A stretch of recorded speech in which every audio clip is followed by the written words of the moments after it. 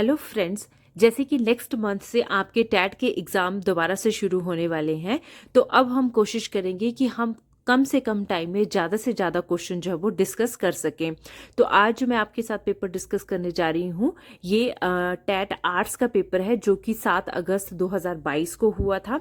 तो इसका पहला क्वेश्चन है 16 personality factor is used for measurement of. ये जो 16 PF मेथड है, ये किसके मेजरमेंट के लिए यूज किया जाता है? तो ये किया जाता है पर्सनैलिटी को मेजर करने के लिए। तो यहां से जो पहला क्वेश्चन बनता है कि 16 पर्सनैलिटी फैक्टर जो है ये किसने दिया था? तो ये दिया गया था कैटल के द्वारा। ये बहुत ही इंपॉर्टेंट क्वेश्चन है जो कि कई बार पेपर में पूछा गया है। तो पर्सनैलिटी को मेजर करने के लिए और भी बहुत सारे मेथड हैं, जैसे कि सब्जेक्टिव मेथड, ऑब्जेक्टिव मेथड और प्रोजेक्टिव मेथड। तो सबसे पहले हम सब्जेक्टिव मेथड की बात करते हैं। इसमें कौन कौन सी टाइप्स आ जाते हैं? इसमें आ जाते हैं हमारे इंटरव्यू क्वेश्चनरीज, जो क्वेश्चन आंसर किए जाते हैं, केस हिस्ट्री और ऑटोबायोग्राफी। ये किस में आ जाते हैं? सब्जेक्टिव मेथड में। और ये किसको मेजर करने के लिए यूज किए जाते हैं? ये पर्सनैलिटी को मेजर करने के लिए यूज किए जाते हैं। उसके बाद ऑब्जेक्टिव मेथड। ऑब्जेक्टिव मेथड को जो है वो किस लिए यूज किया जाता है? पर्सनैलिटी को मेजर करने के लिए ही यूज किया जाता है। और इसकी कौन कौन सी टाइप आ जाती हैं आगे? Rating scale, checklist, controlled observation. तो ये सारे के सारे मेथड किस में आते हैं? ऑब्जेक्टिव मेथड में। उसके बाद लास्ट आता है हमारे पास प्रोजेक्टिव मेथड। ये बहुत ही ज्यादा इंपॉर्टेंट है और इसमें से बहुत ज्यादा क्वेश्चन जो है वो हर बार बनते हैं। तो प्रोजेक्टिव मेथड जो कि पर्सनैलिटी को मेजर करने के लिए यूज किया जाता है, इसके आगे फर्दर क्या क्या एग्जाम्पल है? तो इसका है सबसे पहले TAT, जिसकी फुल फॉर्म है थीमेटिक एप्रिसेप्शन टेस्ट। और ये किसके द्वारा दिया गया था? ये मुर्रे और मॉर्गन के द्वारा दिया गया था। बहुत ही ज्यादा इंपॉर्टेंट है ये और बहुत बार जो है इसमें से क्वेश्चन आया हुआ है। उसके बाद है CAT, इसकी फुल फॉर्म है चिल्ड्रन एप्रिसेप्शन टेस्ट। नेक्स्ट है, ये भी बहुत इंपॉर्टेंट है, रोशाक इंक ब्लॉट टेस्ट। और ये किसके द्वारा दिया गया था? ये नाम से ही क्लियर है, ये रोशाक के द्वारा दिया गया था। तो ये भी क्वेश्चन बनता है कि इंक ब्लॉट टेस्ट किसके द्वारा दिया गया है? तो ये रोशाक के द्वारा दिया गया है। रोशाक इंक ब्लॉट टेस्ट की हेल्प से किसको मेजर किया जाता है? तो पर्सनैलिटी को मेजर किया जाता है।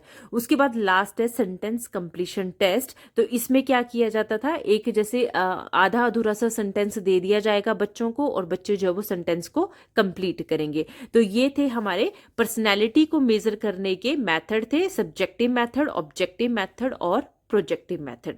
तो नेक्स्ट क्वेश्चन है who develop thematic apperception test. तो इसको हम ऊपर भी डिस्कस कर चुके हैं कि TAT थीमेटिक एप्रिसेप्शन टेस्ट ये किसके द्वारा दिया गया था? ये मुर्रे एंड मॉर्गन के द्वारा दिया गया था। क्वेश्चन है the capability of understanding and discriminating the feelings and emotions of one self and others. जब हम अपनी फीलिंग्स या फिर दूसरों की फीलिंग्स, अपने इमोशन या दूसरों के इमोशंस को समझते हैं, तो उसको क्या बोला जाता है? उसको बोला जाता है इमोशनल इंटेलिजेंस।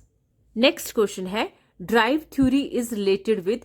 ड्राइव थ्योरी जो है वो किससे संबंधित है? तो इसका पूरा नाम क्या है? इसका पूरा नाम है ड्राइव रिडक्शन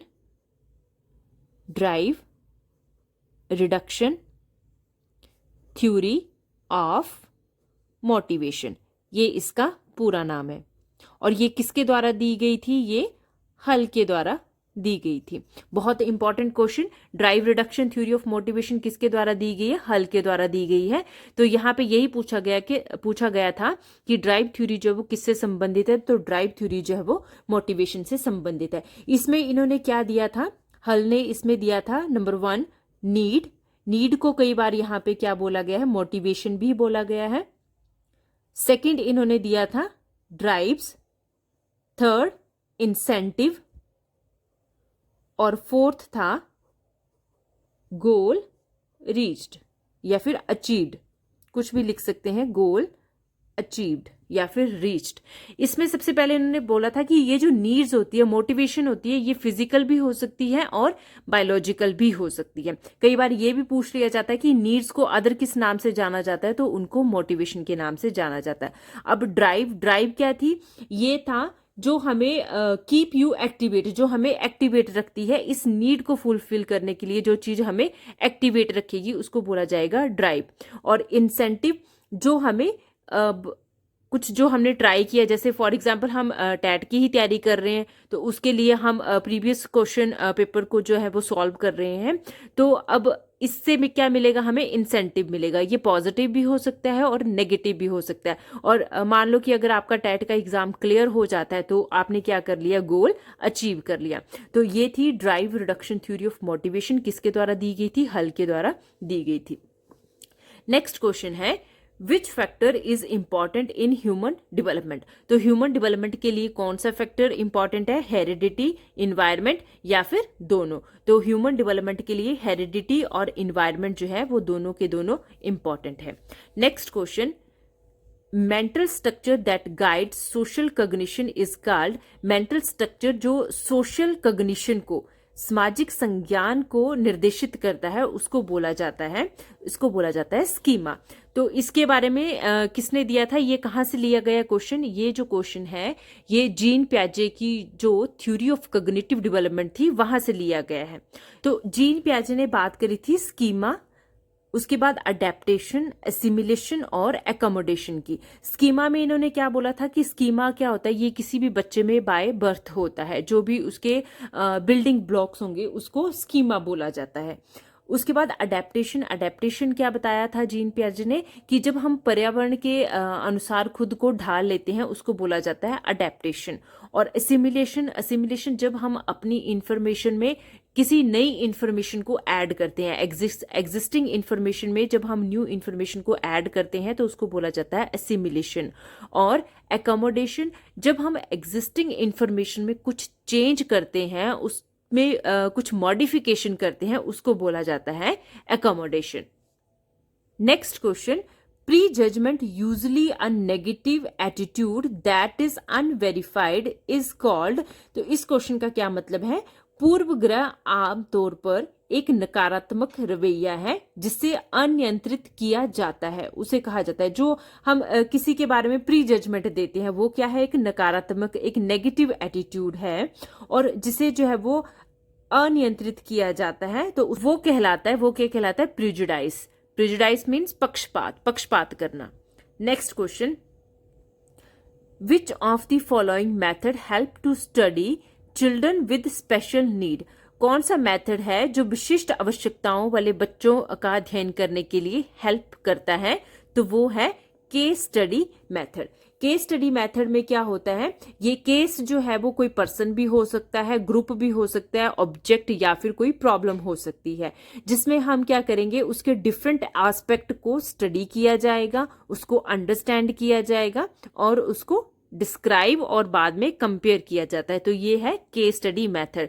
इसके अलावा एक्सपेरिमेंट मेथड, तो ये मैं आपको पहले पुरानी वीडियो में बता चुकी हूं कि एक्सपेरिमेंट मेथड जो है वो मोस्ट रिलायबल और साइंटिफिक मेथड है।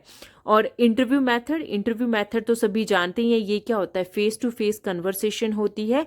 और इंट्रोस्पेक्शन मेथड जो है ये ओल्डेस्ट मेथड है। तो कई बार ये भी क्वेश्चन पूछ लिया जाता है कि ओल्डेस्ट मेथड कौन सा है, तो वो इंट्रोस्पेक्शन मेथड है। और इसमें जो है वो किसको स्टडी किया जाता है, तो इसमें इसमें जो है वो स्वयं को स्टडी किया जाता है, आत्मनिरीक्षण किया जाता है। Next question, child's tendency to respond similarly to stimuli that are similar to conditioned stimulus is called, उसको क्या बोला जाता है। तो इसको क्वेश्चन को समझने की कोशिश करते हैं, उसको बोला जाता है जनरलाइजेशन। इसको एक एग्जाम्पल से समझते हैं। हमने करी थी क्लासिकल कंडीशनिंग थ्योरी, जो किसके द्वारा दी गई थी, इवान पावलोव के द्वारा दी गई थी, जिसमें इन्होंने किसके ऊपर एक्सपेरिमेंट किया था, डॉग के ऊपर एक्सपेरिमेंट किया था। किसने, पावलोव ने। और किसमें, क्लासिकल कंडीशनिंग में। क्लासिकल कंडीशनिंग थ्योरी जो है, दोबारा से बोल रही हूँ, क्लासिकल कंडीशनिंग थ्योरी जो है वो इवान पावलोव के द्वारा दी गई थी, जिसमें इन्होंने एक डॉग के ऊपर एक्सपेरिमेंट किया था। तो डॉग के सामने पहले क्या लाया जाता था, फूड लाया जाता था। जैसे ही फूड आता था तो डॉग के मुंह में क्या आ जाता था, सलाइवा आ जाता था। अब उसके बाद क्या किया गया, इस फूड को जो है इसके साथ क्या जोड़ दी गई, बेल जोड़ दी गई। पहले बेल बजती थी, उसके बाद फूड आता था तो डॉग के मुंह में क्या आता था, सलाइवा आ जाता था। अब डॉग की कंडीशनिंग होगी। डॉग को पता चल गया कि जब बेल आएगी, जब बेल बजेगी उसके बाद खाना आएगा। तो डॉग की जैसे ही बेल बजती थी डॉग के मुंह में क्या आ जाता था, सलाइवा आ जाता था। अब अलग अलग तरह की जो है वो बेल बजाएगी। अब क्या किया गया, अलग अलग तरह की डिफरेंट डिफरेंट टाइप की जो वो बेल बजाएगी। तो क्या देखा गया कि हर तरह की जब बेल बजती है तो डॉग के मुंह में क्या आ जाता है, सलाइवा आ जाता है। तो इसको बोला जाता है जनरलाइजेशन। किसी भी तरह की बेल बजेगी तो डॉग के मुंह में क्या आ जाएगा, सलाइवा। इसको बोला जाएगा जनरलाइजेशन। लेकिन कुछ टाइम के बाद डॉग जो है वो पहचान गया कि एक पर्टिकुलर टाइप की बेल जब बजती है तभी खाना आता है, हर टाइप की बेल पर खाना नहीं आता है। तो ये डॉग ने क्या कर लिया, ये डॉग ने डिस्क्रिमिनेशन कर लिया, उसको बोला जाता है डिस्क्रिमिनेशन। तो इस क्वेश्चन में यही पूछा गया था कि जब हमने कंडीशन स्टिमुलस की तरह की जब हम स्टिमुलस देते हैं और रिस्पॉन्स जो है वो सिमिलर आता है तो उसको बोला जाता है जनरलाइजेशन। एक और एक्सपेरिमेंट था जो कि वॉटसन ने किया था, किसके ऊपर, लिटिल एल्बर्ट के ऊपर। ये भी बहुत इंपॉर्टेंट है। ये पूछा जाता है कि लिटिल एल्बर्ट के ऊपर एक्सपेरिमेंट किसने किया था, वॉटसन ने। ये मैंने आपको पुरानी वीडियो में पहले भी बताया था। इसमें क्या था, एक रेड कलर का फर वाला रैबिट जो है ये बच्चे के सामने लाया जाता था और इससे जो है वो डरावनी आवाजें निकलती थी। तो बच्चा जो है वो उसको देख के डर जाता है। अब उस तरह की कोई भी रेड कलर की फर वाली चीज जब बच्चे के सामने लाई जाती थी तो बच्चा जो है उसको देख के जोर जोर से रोने लगता था। तो वो क्या था, बच्चे की कंडीशनिंग हो गई थी कि रेड रैबिट जो है फर वाला, उससे क्या आती है, डरावनी आवाज आती है। तो उसके तरह की जब कोई भी स्टिमुलाई, कोई भी टॉय उसके सामने लाया गया तो बच्चा जो है वो उसको देखकर रोने लग पड़ता था। तो ये क्या हो गया, जनरलाइजेशन। आई होप ये आपको क्लियर हुआ होगा। Next question. Next question, correct formula to calculate IQ। IQ क्या है यहाँ पे, इंटेलिजेंट क्वोशिएंट। तो इसका जो फॉर्मूला है ये है mental as, MA stand for mental as upon chronological age into 100। Mental as जो उसकी मानसिक आयु होगी और क्रोनोलॉजिकल एज जो उसकी बच्चे की वास्तविक आयु होगी इंटू 100। तो कई बार ये भी पूछा जाता है कि ये फॉर्मूला किसके द्वारा दिया गया है। तो mental as over chronological age ये जो है ये दिया गया था विलियम स्टर्न के द्वारा। और mental as over chronological age into 100 किसने जोड़ दिए इसके साथ, इसने टर्मन ने जो है वो इस फॉर्मूला को थोड़ा सा क्या किया था, मॉडिफाई किया गया था। तो कई बार जो है वो अगर टर्मन ऑप्शन में नहीं होगा, विलियम स्टर्न ही होगा, तो हमारा सही आंसर क्या होगा कि ये फॉर्मूला किसने दिया है, ये विलियम स्टर्न ने दिया है। Next question,